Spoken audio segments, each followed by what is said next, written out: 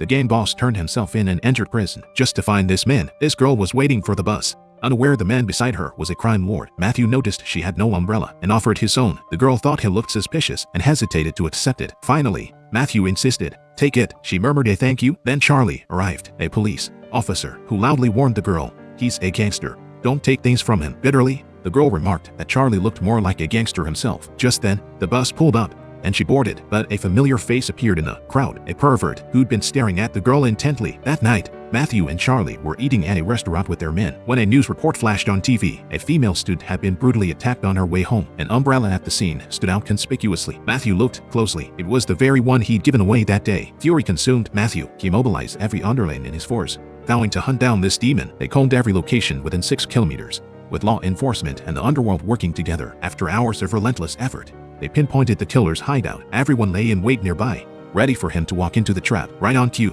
a white sedan rolled into view, but the killer was dangerously cunning. Sensing danger, he floored the accelerator and fled. Matthew gave chase. At an intersection, their vehicles collided. Matthew leapt out and kicked the car door open, only to find the killer had already bailed out. They pursued him through the streets. Splitting into 3 teams, the killer ambushed them, killing one underling. By the time Matthew arrived, the man was drawing his last breaths. Following bloodstains, they traced him to a karaoke bar. Hearing sobs, they burst into a private room. 2 girls silently gestured toward the restroom. Matthew kicked the door open with 1 strike. The killer was wrestled to the floor. Matthew unleashed his rage through the door panel, pummeling him with brutal punches until the man lost consciousness. Matthew dragged him to a warehouse. As he raised a knife to finish him, a police cruiser smashed through the door, knocking Matthew out cold. Officer Charlie took the killer away to face legal justice, but it turned out he stubbornly refused to admit any guilt. Even after everything, with no murder evidence, conviction was impossible. Worse yet, the weapon bore no fingerprints. After the crime, he'd chemically scrubbed them clean. At the trial, seeing the lack of evidence, the killer grew smug. He hired a defense lawyer,